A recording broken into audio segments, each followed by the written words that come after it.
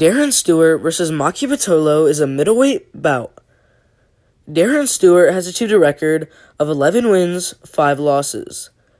Maki Pitolo has achieved a record of 13 wins, 5 losses.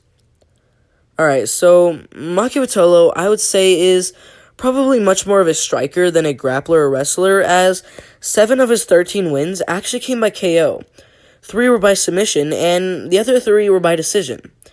Now, he's had some good wins here and there, but none of the guys he's beaten, aside from Charles Byrd, who he beat about a month ago, are really any good, as most of them have yet to compete in a major promotion.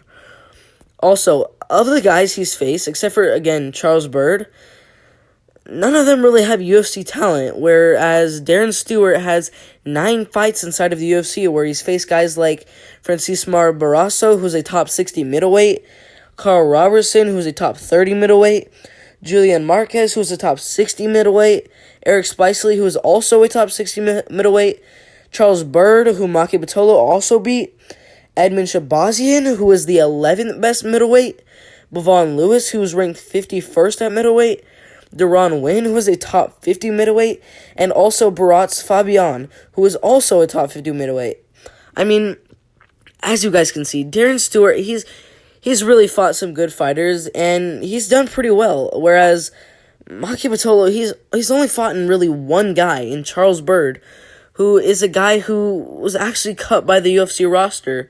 So, I mean, this decision seems pretty simple. I think that Darren Stewart is going to get the win by unanimous decision. Alright, if you agree, disagree, or just have something to say, make sure to put in the comment section below, and I'll make sure to get back to every single one of those comments.